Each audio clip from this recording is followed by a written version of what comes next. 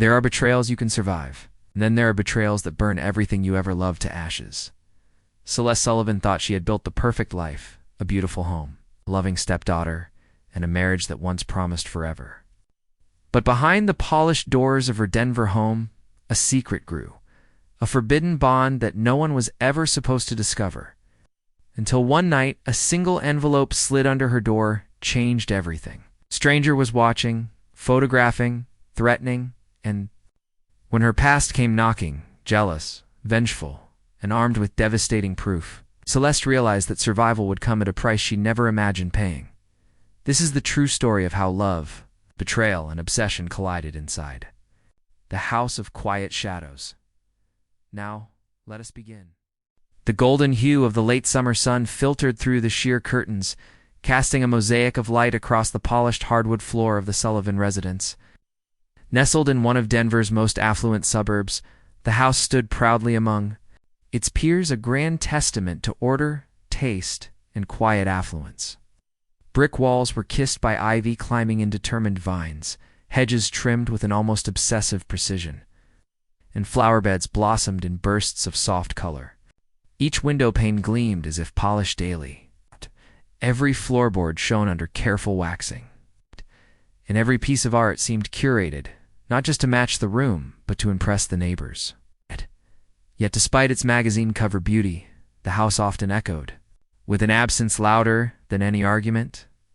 Inside the kitchen, the scent of vanilla and citrus lingered in the air, the trademark aroma of Celeste Sullivan's homemade candles. She stood barefoot, her toes curling into the coolness of the tiles, stirring a pot of tomato bisque. Her grip on the ladle was firm but betraying a slight tremble. The slow, deliberate swirl of the soup mirrored the thoughts churning just beneath. Her composed exterior, cooking had always been her refuge. In a world where emotions were messy and unpredictable, recipes obeyed. Measurements stayed true. Spoonful, too much salt could be fixed. Broken trust, however, could not. At 38, Celeste exuded a composed, timeless grace. Her caramel skin, flawless and radiant, seemed to catch the light in a way that sculptors might envy. Cropped curls framed her high cheekbones, giving her an air of both regality and vulnerability. To the casual observer, she was everything one could aspire to. Accomplished artist, loyal wife, generous neighbor.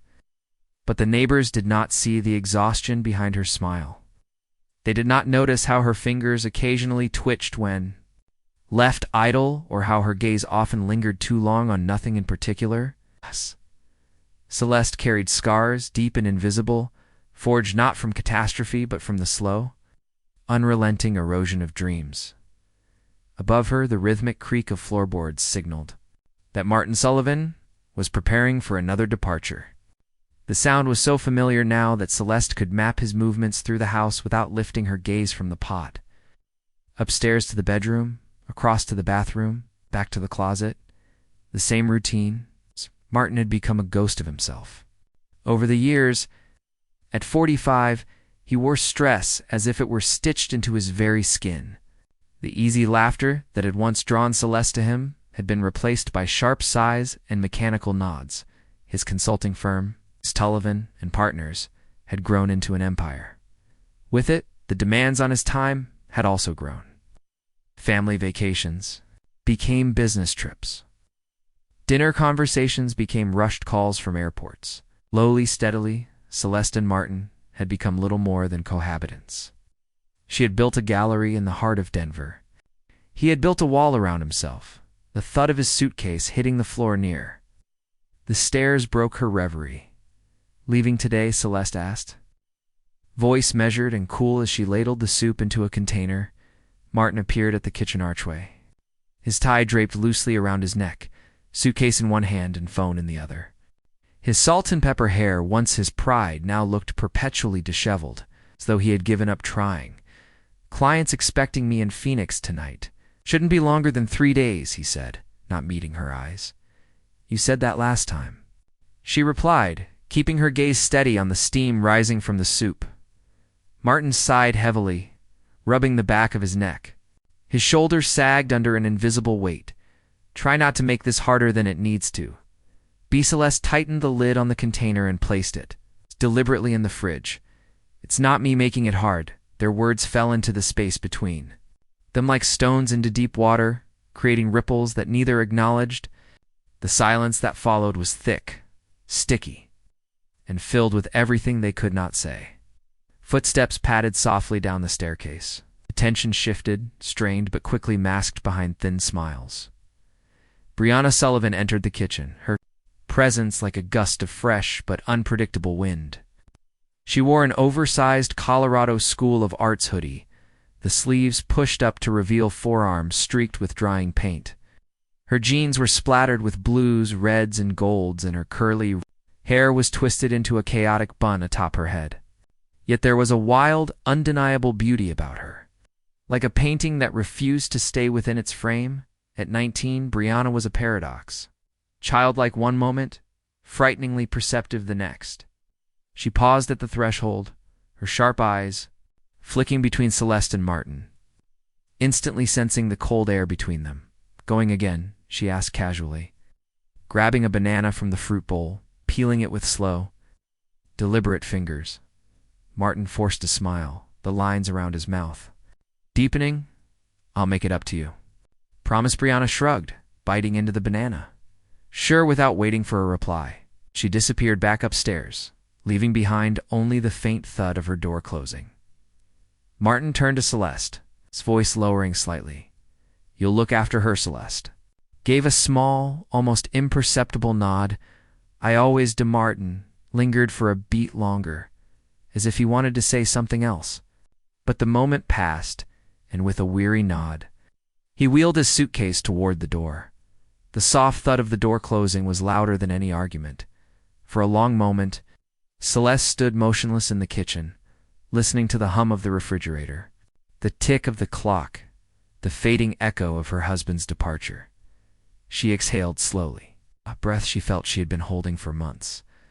The house, stripped of its careful facade, now felt cavernous.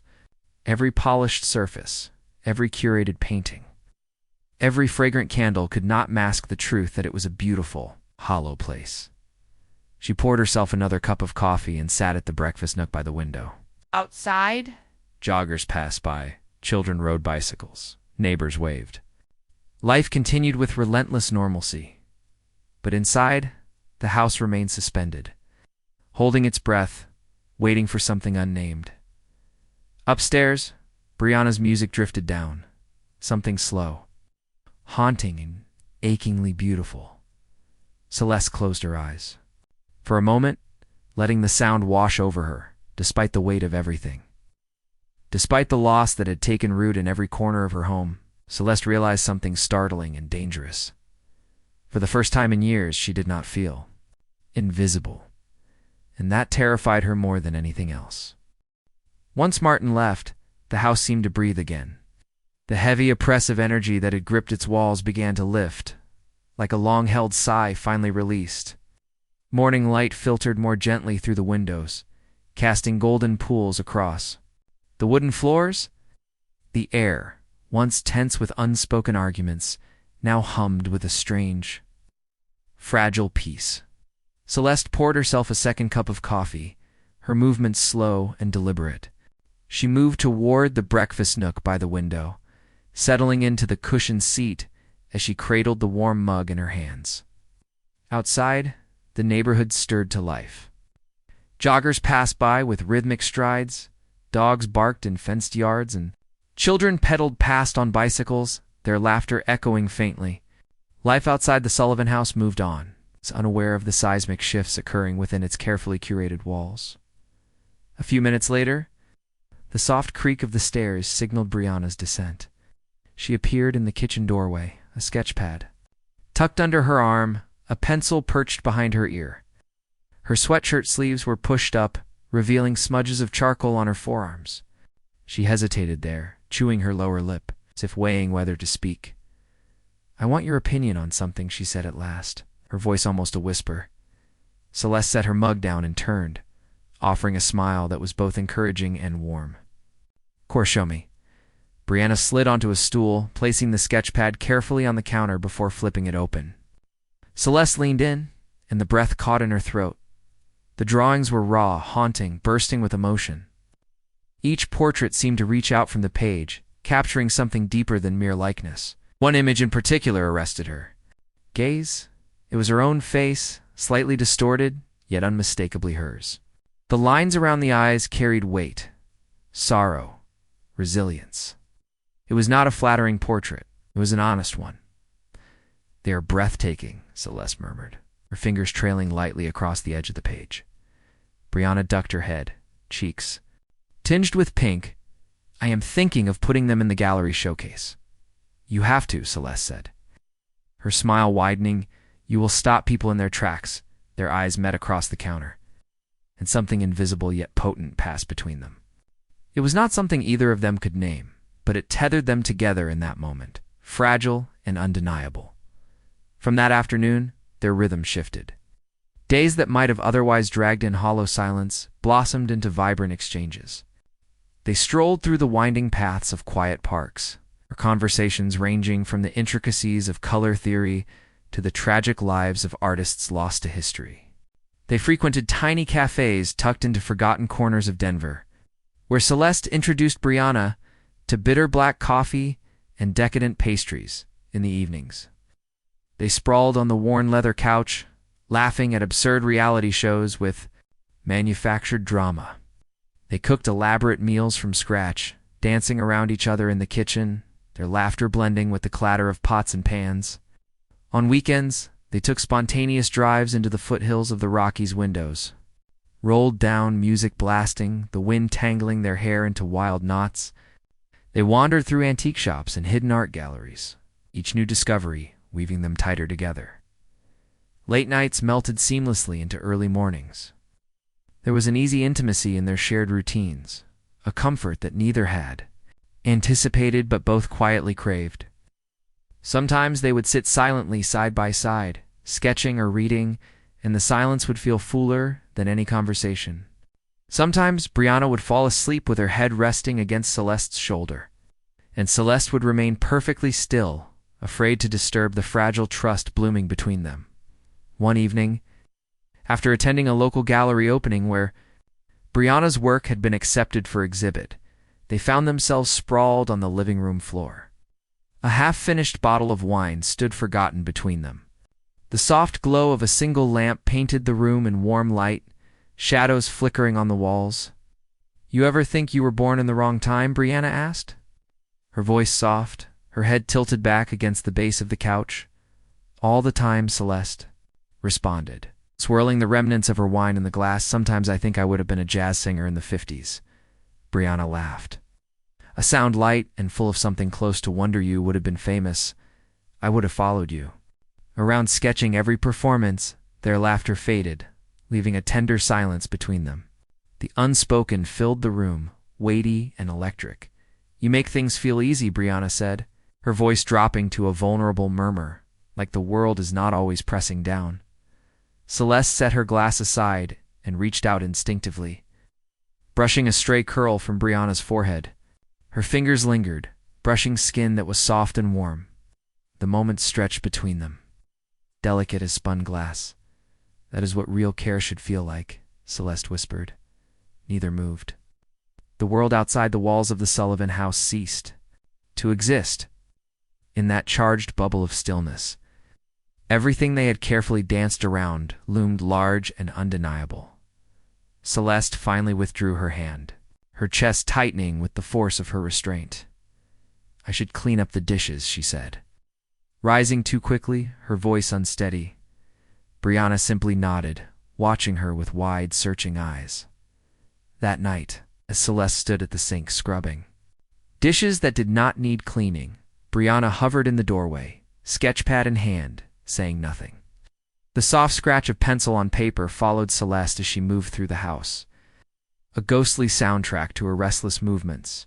Later, Celeste found a small sketch tucked into the pages of her notebook, drawing of her at the sink, hair escaping its tie, a look of sadness etched onto her face. Sleep eluded Celeste. She lay awake, staring at the ceiling, replaying every glance, every touch, every heartbeat she could not control. The clock ticked steadily on her nightstand, marking the hours she would never reclaim. Upstairs, Brianna's music played softly, another haunting melody that seemed to seep through the walls and settle into Celeste's very bones. Celeste would close her eyes and imagine Brianna painting her not with pencils or paints but with light, with breath, with touch. Despite the ache, despite the fear curling in her gut, Celeste recognized a truth she could no longer deny. She had crossed a threshold long ago, the moment she allowed herself to see Brianna, not as an obligation or a reminder of a strained marriage, but as her own bright, wild star. The world outside might remain indifferent, harsh, unyielding. Here, in the quiet shadows of her broken home, something dangerous and beautiful had begun to bloom. It was no longer just an accident of proximity or circumstance. It was a choice. A dangerous, thrilling, terrifying choice, and Celeste knew that. Once made, there would be no turning back. The morning after their tender, wordless moment, Celeste rose early, the weight of the previous night still pressing heavily against her ribs. The sun crept in reluctantly, casting thin beams of light across the living room, illuminating the half-finished sketches, the forgotten wine glasses, and the blanket that Brianna had pulled over herself sometime after Celeste retreated upstairs. Every detail of the house seemed sharper now, as if existence itself had been dialed to a higher, unbearable clarity. Celeste moved through the motions of breakfast in a fog. Brianna soon joined her, silent but glowing, her sketchpad hugged tightly to her chest. They did not speak of what had almost happened. Instead, they carried on with a fragile normalcy, clinging to their routines as if they could protect themselves from the tidal wave neither dared name. That illusion shattered later. That afternoon, Celeste discovered an envelope wedged under the front door. Plain, unmarked. No stamps, only her name written in shaky, blocky letters. Her hands trembled slightly as she ripped it open. Inside was a single sheet of paper bearing 5 damning words written in thick, uneven ink. "I know what you did." Her heart thudded painfully against her ribs. She glanced around the street but found nothing unusual. No lingering cars, no strange figures lurking by the sidewalk. Still, the skin along the back of her neck prickled with the heavy sensation of being watched. She stuffed the note deep into the bottom drawer of the kitchen island before Brianna could wander in. But hiding the paper did little to quiet the storm inside her chest. Later that evening, while Celeste attempted to focus on preparing dinner, her phone buzzed violently on the counter. She picked it up, and her breath hitched. A photo appeared on her screen. It showed her and Brianna seated close together at the art gallery opening. Brianna leaning into her, Celeste smiling down at her, their hands almost touching. To an outsider, it could be dismissed as affectionate, nothing more. But to someone looking to stir scandal, was enough. Attached was a message from an unknown number. "You are not as careful as you think." Celeste's stomach dropped. Her legs nearly buckled as she braced herself against the counter. She deleted the message, deleted the photo, and yet she knew it did not matter. Whoever had sent it had copies. Whoever had sent it was warning her, watching her that night. Celeste double-checked all the locks, drew all the curtains, slept fitfully, her dreams haunted by shadowy figures and echoing threats. The following morning brought no comfort. A second text arrived. This time, the demand was clear. Pay $15,000 by Friday, or the world finds out this time. The photo was different, even more damning. It had been taken from within the house. A grainy image of Celeste and Brianna asleep on the couch, Brianna's head resting against Celeste's shoulder. Their bodies curled close in innocent yet devastating intimacy. Tears stung Celeste's eyes. She clutched the phone so tightly she feared it might shatter. There was only one person who could have orchestrated something so invasive. Only one person who hated her enough to cross any boundary, any line: Camille Benoit, her estranged cousin. The woman she had not spoken to in over a decade. The woman who had envied her every success, every scrap of affection. Every opportunity Celeste ever earned. The memories came flooding back.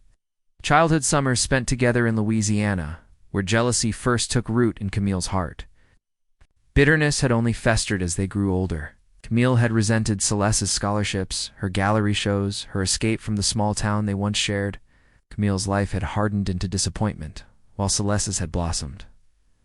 Celeste debated going to the police, but how could she explain without destroying everything? She considered confronting Camille directly, but that thought filled her with an even greater dread. Days blurred. Celeste kept Brianna close, insisting on short trips only, no unnecessary outings always within sight. Brianna did not question it. Perhaps some part of her sensed the shift in the air, the approaching storm. On Thursday night, Celeste's worst fears were confirmed. Another package arrived. This time, it contained a flash drive. On it were video clips. Footage captured from hidden cameras planted throughout the house. The kitchen, the living room, the study. One camera positioned to capture Celeste at her easel, another hidden cleverly among the bookshelves, watching every glance, every touch, every lingering look. The violation sent her reeling. How long had Camille been inside their home unnoticed? Planting these eyes in the walls, the phone buzzed again. "You have until midnight tomorrow," that night. Celeste dug through the garage, finding an old emergency fund she had hidden years ago. It was not enough. Panic clawed at her throat. She scraped together every loose dollar she could find, cashing out savings, pawning old jewelry. She still fell short.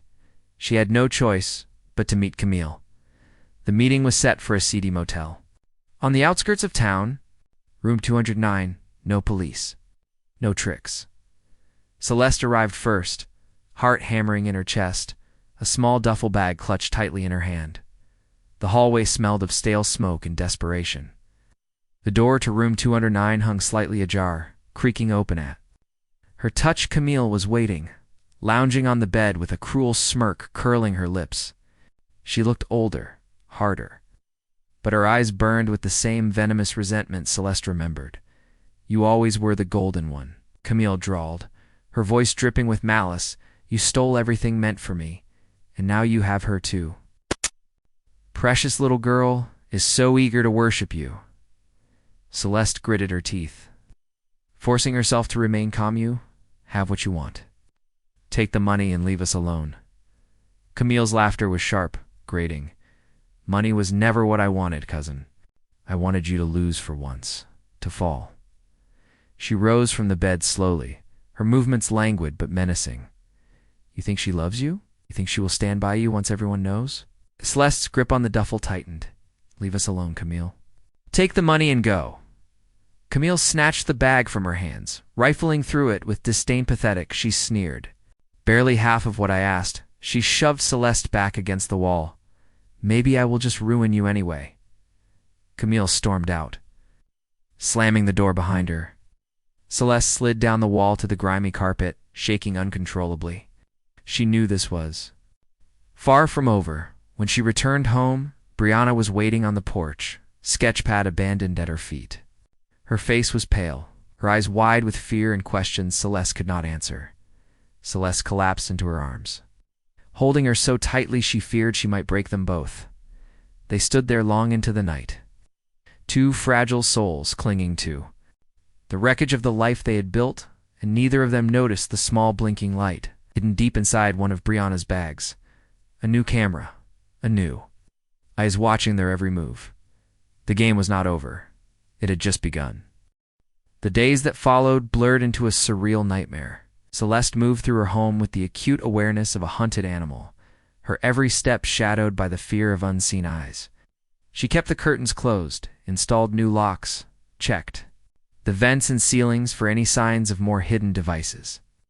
Every creak of the floorboards, every distant car engine made her flinch. Brianna noticed the change. She asked questions that Salt could not fully answer. She hovered near her stepmother, her once free laughter now replaced by silent, worried glances. The envelope arrived on the third day. This time it was not tucked discreetly under the door. It was taped to the windshield of Celeste's car, bold and brazen. Inside, another photograph. Celeste and Brianna sat side by side on the porch, Brianna leaning into Celeste's side, her eyes closed in trust. Beneath the photo, a simple message. Tick-tock. The threat was no longer subtle. Celeste sat alone in the living room that evening, staring at the photograph. Her mind raced. She had tried to pay Camille off, but it had only emboldened her.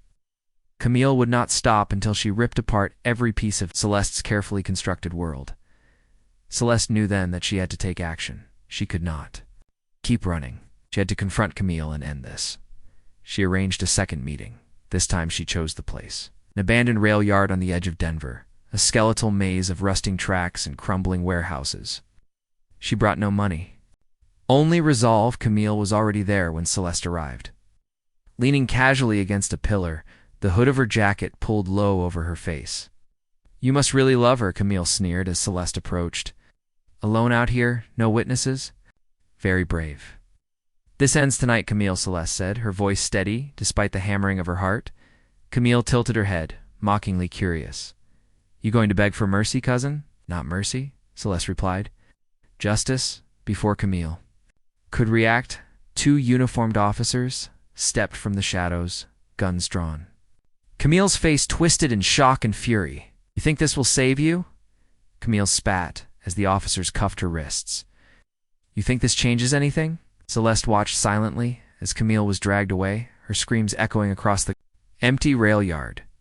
But it was not over. The police found Camille's stash of blackmail material in a storage locker. Photos, videos, copies of every letter, every message she had ever sent to Celeste. But they also found something else. Evidence linking Camille to a string of other crimes across 3 states. Arson, extortion, stalking. She had been terrorizing people for years, feeding off their fear like a parasite. The trial was swift and brutal. Camille showed no remorse. In the courtroom, she sat stone-faced as witness after witness detailed the destruction she had wrought. When the verdict was read, sentencing her to 25 years without parole, she only smiled. Celeste thought she would feel relief. Instead, she felt hollow. The damage had already been done. Martin returned home 2 weeks after the trial, his face drawn and tight. He had heard rumors, whispers of betrayal and scandal. He confronted Celeste in the kitchen, his voice low and trembling with barely suppressed rage.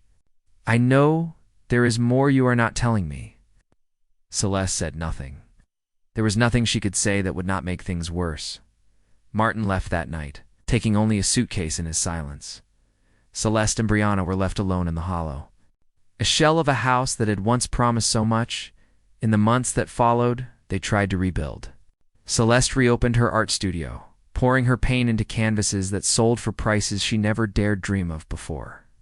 Brianna enrolled in a new school, her sketches growing darker, more introspective. They found a fragile rhythm, a new kind of normal. But trust, once broken, is never easily mended. One rainy evening, Brianna found Celeste on the back porch, a glass of wine in one hand, staring out into the mist. "Do you regret it?" Brianna asked, her voice barely audible over the rain. Celeste closed her eyes, feeling the weight of the question settle in her chest.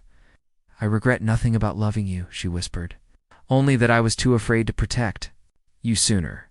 Brianna stepped forward, wrapping her arms around Celeste's waist, resting her head against her back. "We survived," Brianna said softly. "Yes," Celeste breathed. "We survived." And somewhere deep within her heart, beneath the scars and the shattered dreams, Celeste allowed herself to believe that maybe, just maybe, surviving was enough. But as the rain fell harder and the shadows grew deeper around their battered home, Celeste knew one unshakable truth. Some ghosts do not stay buried, and some secrets refuse to stay silent. Winter tightened its icy grip around Denver. The city streets, once alive with the colors of autumn, were now muted under layers of frost and heavy gray skies. Inside the Sullivan home, silence wrapped itself around the inhabitants like a second. Skin Celeste spent her days immersed in paint, brushstrokes growing more violent, more desperate. Her once delicate portraits of hope and resilience transformed into chaotic storms of color and shadow. Each canvas bled with anger, sorrow, and something far more dangerous, longing. Brianna, meanwhile, disappeared into her studies. Her new school offered a safe harbor, yet her sketches told a different story. They were dark, haunting images of broken windows, faceless women, and endless staircases that led nowhere. They barely spoke at home, but their presence, their need for each other was a language stronger than words. Every now and then, the past reared its head. A news article about Camille's trial. Whispers from neighbors who could not help but speculate.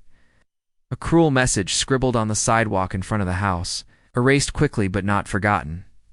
They had survived, but survival came with scars. Celeste tried to build a new routine. She reopened her gallery under a new name, hoping to escape the shadows of her past. Slowly, customers returned. Her paintings, now raw and visceral, struck a deep chord with viewers who did not know the true pain that inspired them. One afternoon, as Celeste arranged a new collection on the gallery walls, a familiar figure stepped through the door. It was Martin. His face was thinner, harder, but his eyes carried the same judgment she remembered. "I came for answers," he said simply. Celeste set down the frame she was holding. Her heart thundered in her chest, but her face remained calm. "There is nothing left to say," she replied. Martin's gaze swept the gallery, taking in the paintings that screamed of betrayal and loss. His jaw tightened. "You destroyed everything," he said, his voice low and bitter. Celeste met his gaze without flinching. "No," she said. "Camille destroyed it. You abandoned it. I only tried to survive." For a moment neither spoke. The weight of years hung between them. Without another word, Martin turned and walked away. Celeste watched him go, feeling no sadness. It's only a weary kind of closure. Later that night, Celeste found Brianna on the porch again, sitting cross-legged on the old swing, sketchpad in hand. Snow flurried around her, dusting her blonde hair with delicate white crystals. "You should come inside," Celeste said, wrapping a blanket around her shoulders. Brianna shook her head. "I like the cold," she murmured. "Makes everything feel real." Celeste sat beside her, pulling the blanket tighter around them both. Together they watched the snow fall, the world outside quiet and untouched, as if offering them a fresh start. Brianna set her sketchpad down and turned to Celeste. "What happens now?" she asked. Celeste looked out into the darkness, the faint glow of distant streetlights casting long shadows across the snow. "We live," she said. "We live, and we remember. And we never let anyone steal our peace again." Brianna nodded, resting her head against Celeste's shoulder.